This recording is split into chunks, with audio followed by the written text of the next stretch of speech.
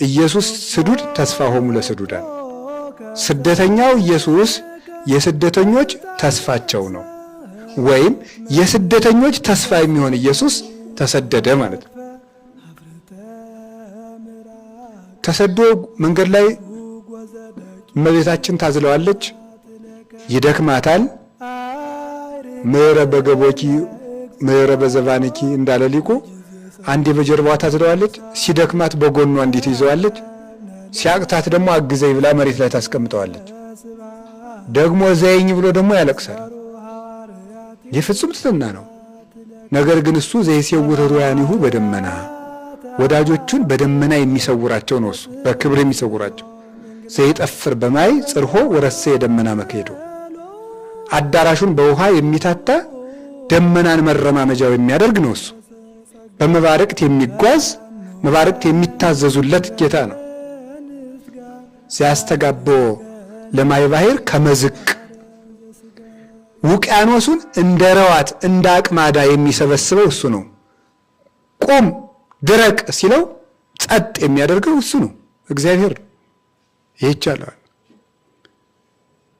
ዘይገሥጾሙ ለአድባር ወይጠይሱ ተራሮችን በደማት ሲዳሳቸው እንደ ቅቤ ይቀልጣሉ። ዘይኔጽር ለምድር ወይሬስያ ከመ ትራድ ምድርን በዓይነማት ሲመለከታት እንደ ቅቤ ትቀልጣለች፣ ትንቀጠቀጣለች። አይላፋ አይላፋት ይትላክዎ ብዙ የብዙ የሚሆኑ መላእክት ያገለግሉታል። እሳት ይውዝ ቅድመ መንበሩ ከመንበሩ ስር የእሳት ጎርፍ ይፈልቃል። እንዲያ የሚሆን አምላክ እየደከመው 2 ዓመት 3 ዓመት 42 ወራትን በስደት በኢትዮጵያና በግብጽ በእድሜው ተመላለሰ። ይሄ ፍጹም ትሕትና ነው። ኢየሩሳሌም ተመልሶ ያለ ቤት ኖረ። ይሄ ፍጹም ትሕትና ነው።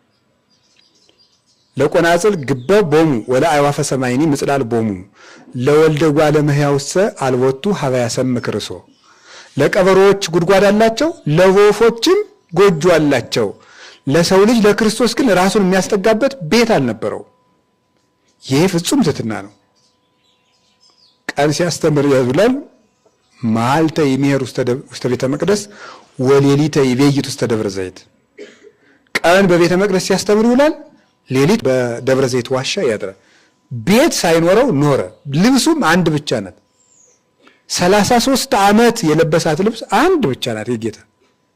እሷ ሲያድግ አብራው በታምራት ታድጋለች ይላሉ ሊቃውንቱ። ሌላ የለው። እንደው በሚያስደንቅ ኑሮ ኖረ። ሲያስተምር መሬት ላይ ተቀምጦ ነው የሚያስተምረው። እስኪ የኛን ወንበር ይዩት። እውነቴን እኮ ነው። አሁን ይሄን ወንበሩ በጣም በዲዛይን የተዘጋጀ ደግሞ እዚያ በላይ የተነጠፈበት ነገር። የዮሐንስ ወንጌል ምዕራፍ 4 ስታነቡ ጌታ አንዲት ሴት ለማስተማር መሬት ላይ ነው የተቀመጠው። አንዲት ውሃ ቀጅ ለማስተማር ማለት ነው። እንደው ግርም ያደርገኛል። እንደው አንድ ደቀ መዛሙርቱ ሲሆን አጎዛ አብረው ዘው እንዲዞር ቢያደርግ ሲችል ነበር አይደል? ዝም መሬት ላይ ቁጭ ብሎ እባክሽ ውሃ ስጪኝ ይላል። አጃቢ ያበዛ። እዚህ ላይ ተነጠፈልኝ ተጎዘጎዘልኝ የለ። እንደ ተራ ሰው ነው የተመላለሰው። እንደ ተራ ሰው አንሶ ሰው ምስለ ሰብ እስመ መሐሪ ውእቱ መፍቀሬ ሰብ ቸር ሰው ወዳጅ ነውና እንደ ሰው ሰውን መስሎ ኖረ።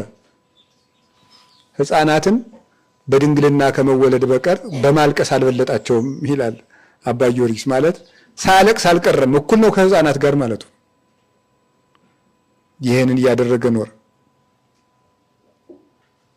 ያደገ ራሱ እስራኤል በሚንቋት መንደር በናዝሬት ነው። በባለጸጎች ሰፈር አላደገም። እንደ ምስኪን ተመላልሶ